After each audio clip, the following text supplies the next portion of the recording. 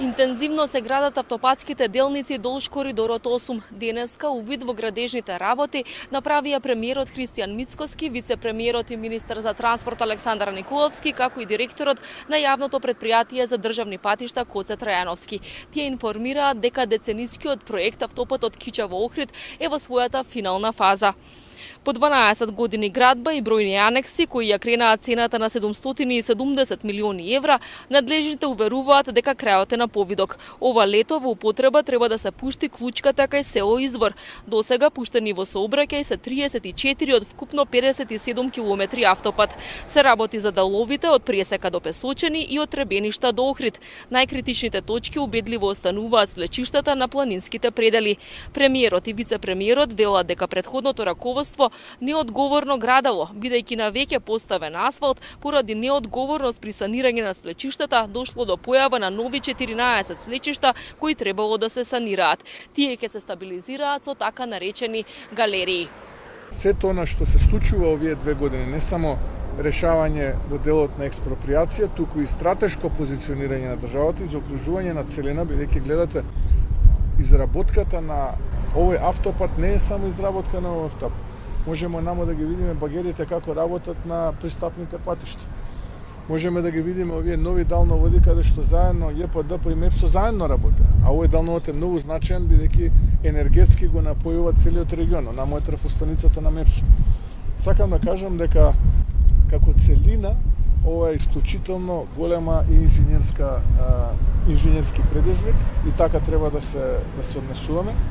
Имаме два специфични делови. Едниот дел е кој што води од над градот Кичево до влезот во тунелите кај Пресека.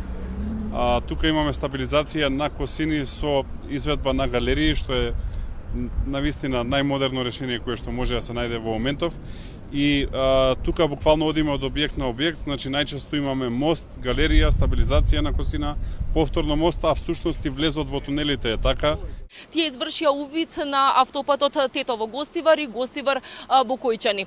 Напомена дека поради застојот во градежните работи во периодот до јули 2024 година, конзорциумот Бехтел Јенка побарал одложување за уште на крајниот рок за изградба за уште 2 години до декември 2029 година. Тие велат дека работите се одвиваат забрзано и дека се надеваат дека тие би можеле да завршат и многу порано. За делницата Тетово-Гостивар напоменаа дека интензивно течат градежните работи, дека трасата поминува паралелно со постечката траса и во одреден момент во одредени делови се доближува до селата Боговиње, Жаровија, Нејсенокос, меѓутоа не го попречува нормалното одвивање на сообраќајот.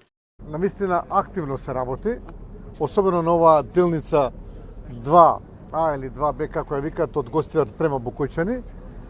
Оваа делница е во најголемиот дел е планинска делница со многу мостови, многу виадукти, многу косини што треба да се прават. Меѓутоа има фронт за работа од скупно 31 км, на 11 км има фронт за работа. На останатиот дел усвоен е урбанистичкиот план, направени се елаборатите за експроприација, веќе се дадени во соодветните подрачни единици на Министерството за финансии, тоест на имотно-правни односи. Интензивно се гради и на делницата од Гостивар до Бокојчани. На овој потек има фронт за работа на 11 од вкупно 31 километар. Напредокот во градежните работи изнесува 60% споредено од пред 1 година и 10 месеци. Изградбата на оваа делница е особено предизвикувачка, бидејќи таа поминува низ планински предел и треба да се изградат голем број на мостови и виадукти. Еден мост на 7 километри од стартот на трасата е веќе готов и по него може да се вози во 2 коловозни ленти. Повеќе за ова да слушнеме од вице-премиерот и министер за транспорт Александар Николовски. По овој автопат поминува една од главните оптички врски за цела држава, не само интерно внатре во државата, туку и она што излегува како меѓународна интернет комуникација и мора да сме многу внимателни за не Боже да не се случи прекин. Понатака тука поминува еден од главните далноводи во државата, од кој што зависи снабдувањето со електрична енергија. Секако тука поминуваат телефонски врски, електрични врски помеѓу општините, поминуваат водоводни и канализациони системи и исто така на потегот Тетово-Гостивар поминува главниот канал за наводнување на Полок, на целото Полошко поле. За премиерот Христијан Мицкоски, ова автопатско поврзување е од исклучително значење за државата. Сите овие проекти долж коридорот 8 за него се стратешки проекти кои што ќе овозможат не само побрз проток на луѓе и стоки, туку и се многу важни од безбедносен аспект. Тој информира дека државата не само што вложува во инфраструктура во делот на патната и железничката инфраструктура, туку и во делот на гасоводи и енергетски проекти. Повеќе да слушнеме од премиерот Христијан Мицкоски.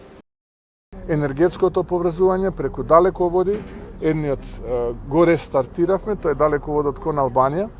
Со останатите соседи сме поврзани на висок напон со далеководи, зборувам за соседна на Србија и Косово, Бугарија и Грција, сега останува Албанија, очекувам и тој проект да биде завршен и конечно поврзувањето со гасната инфраструктура, на големо се гради и прилично интензивно се гради гасоводот со Грција.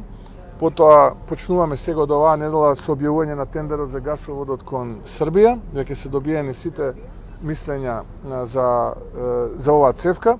И конечно на крај да го спомнам оној проект на автоводот кој што со децении регесуваше и беше оставен на забот на времето, сега е функционален. Со целосно завршување на коридорот 8, патувањето од Скопје до Охрид треба да се скрати на најкратко време. Тоа значи дека сегашните 173 километри се кратат на 150 километри, кои би требало да се поминуваат за 1 час и 15 минути. Исто така надлежните планираат затворен систем за наплата на патарини, односно да се плаќа на влез, односно на излез.